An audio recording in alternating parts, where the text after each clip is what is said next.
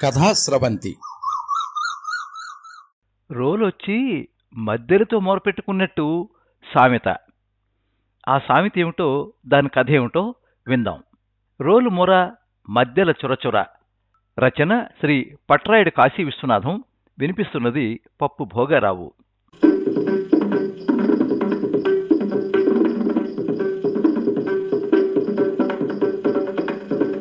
అనగా అనగా ఒక ఊరు. ఆ ఊళ్ళో సీతాపతి అనే మద్దెల వాయిద్య కళాకారుడు ఉండేవాడు.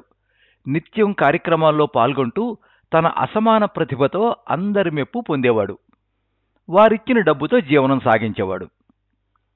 సీతాపతి ఇంట్లో కర్రతో చేసిన రోలు, రోకలి ఉండేవి. ఆ ఊరి మొత్తం మీద అదొక్కటే రోలు, రోకలి. ఒకసారి పొరుగురులో కార్యక్రమాన్ని ముగించుకుని ఇంటికి చేరుకున్నాడు సీతాపతి. గుమ్మంలో ఉన్న రోలు పక్కనే మధ్యల నుంచి విశ్రాంతి తీసుకోవడానికి గదిలోకి వెళ్ళాడు. ఇదే అతనుగా భావించి, రోలు, ఎన్ని రోజులైంది మిత్రమా నిన్ను కలిసి, పక్కనుంచే వెళ్తావు కానీ తల తిప్పి చూడవు, పలకరించవు.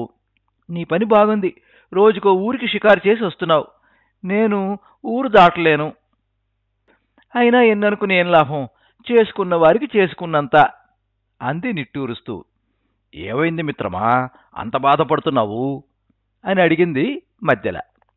ఏమని చెప్పను, ఊరు మొత్తానికి నేనొక్కదాన్నే అవడంతో పసుపు దంచడానికి, వడ్లు దంచడానికి నన్ను వాడి నా ఒళ్ళు హూనం చేస్తున్నారు. అన్నట్టు మర్చిపోయాను, కారం దంచిన రోజైతే నా ముక్కు పుటాలు అదురుతాయి, ఊపిరి ఆడదు, తుమ్ములే తుమ్ములు. నా కష్టాలు ఎన్నని చెప్పను అని మధ్యల దగ్గర వాపోయింది రోలు. మిత్రమా, నీటిలో మునిగిపోతున్నవాడి మెడను మొరగడు పట్టుకున్నట్టు నీ కష్టాలు నాకే చెప్పు అంది మధ్యల.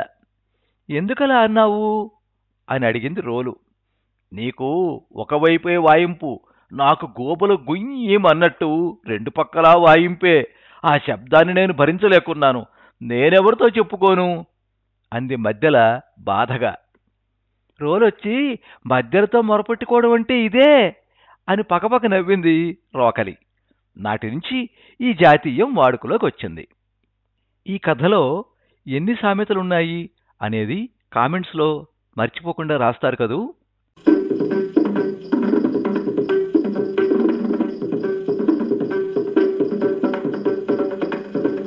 మీరింతవరకు రోలు మొర మధ్యల చొరచొర కథ విన్నారు. రచన శ్రీ పట్రాయుడు కాశీ విశ్వనాథం. వినిపించినది పప్పు భోగారావు. ఈ కథ 2024 సంవత్సరం మార్చి 2వ తేదీ ప్రజాశక్తి పత్రిక చిన్నారిలో ప్రచురితమైంది. ఈ వీడియోని లైక్ చేయండి, మీ మిత్రులందరికీ షేర్ చేయండి. ఇలాంటి మరిన్ని మంచి కథలు వినిపించడానికి ఈ ఛానల్ని సబ్స్క్రైబ్ చేసుకోండి. పక్కనే ఉండే బెల్ ఐకాన్ని క్లిక్ చేస్తే ఇలా అప్లోడ్ చేసే వీడియోల వివరాలన్నీ కూడా మీకు ఎప్పటికప్పుడు నోటిఫికేషన్ ద్వారా తెలుస్తాయి. ఎప్పుడు మీ అభిమానాన్ని కోరుకునే పప్పు భోగారావు. సర్వే జనాః సుఖినో భవంతు. కథా స్రవంతి.